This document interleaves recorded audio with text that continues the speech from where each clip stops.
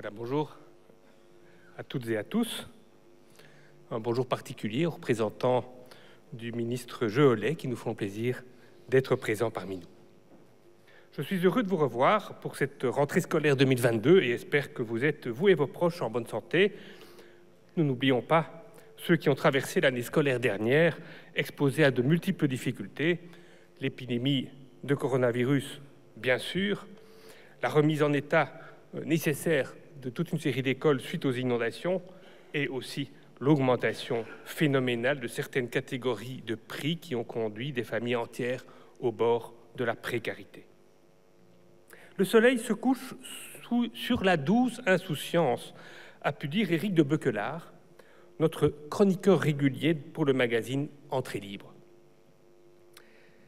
L'année 2022 marque en effet un tournant, et on peut penser que la pandémie de Covid et la guerre en Ukraine inaugurent vraiment le XXIe siècle, un peu comme la Première Guerre mondiale avait inauguré le XXe. Nous sommes entrés dans le siècle des crises écologiques et dans une redéfinition de la géopolitique, avec les défis qui y sont associés pour l'avenir de notre civilisation et de notre humanité. L'Église catholique elle-même est à l'évidence à un tournant de son histoire. L'enseignement, nous le savons, ne se tient jamais à distance des mouvements du monde, comme peuvent en témoigner les directions d'école et les équipes éducatives confrontées aux défis quotidiens de poursuivre leur mission dans des conditions qui peuvent être parfois difficiles. La petite histoire de l'enseignement catholique en Belgique francophone s'inscrit ainsi dans la grande histoire des hommes en train de se faire. Nos universités d'été et le choix de leurs thématiques en témoignent.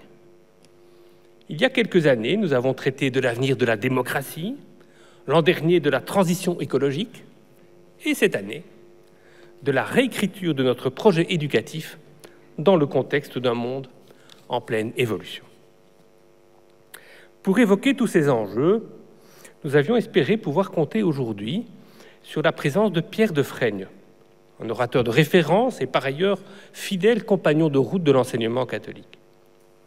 Pierre nous a malheureusement quittés cet été et en guise d'introduction à notre journée, je vous propose d'évoquer quelques-unes de ses idées, ce qui est aussi une manière de lui rendre hommage. Nous avons une bataille à mener à l'échelle de l'Europe, disait-il. Et cette bataille est civilisationnelle. Le sens de l'enseignement catholique au cœur de la société contemporaine mérite d'être pensé à l'aune de cet horizon-là. Je le cite, « De grandes voies, issues du fond des âges, ont traversé les siècles et forgé l'âme de l'Europe selon une gageure, la dialectique entre la raison et la foi. D'un côté, dit-il, la raison critique, héritée des Grecs, s'est avérée le fondement de la science moderne, mais a aussi servi de banc d'essai à la démocratie à Athènes. D'un autre côté, le monothéisme, naissant en Asie, et le message de l'Évangile vont articuler les racines des droits de l'homme et consolider cette démocratie, lui fournissant sa base éthique. La civilisation occidentale est ainsi le produit de l'interaction entre la raison grecque et l'eschatologie catholique. Alors, caractéristique de la période contemporaine, dit-il, c'est l'emprise des États-Unis d'Europe sur la manière de penser, ou quant à la manière de penser. L'Europe, dit-il, a cultivé longtemps la tradition des humanités classiques, entendues comme l'histoire, la philosophie, le questionnement religieux, l'art sous toutes ses formes. La pensée américaine est fonctionnelle et pragmatique. Elle vise à améliorer la façon de faire par la compétitivité et la productivité. Et de conclure, l'Europe doit se mobiliser pour revivifier sa démocratie et pour cela renouer avec les fondements de sa civilisation authentique, l'humanisme et l'intériorité. La clé de la démocratie européenne se trouve dans la civilisation retrouvée. Alors, en guise d'introduction aux travaux de la journée, je vous présenterai de manière synthétique 4 scénarios entre lesquels nous avons dû choisir pour penser l'avenir de l'enseignement catholique.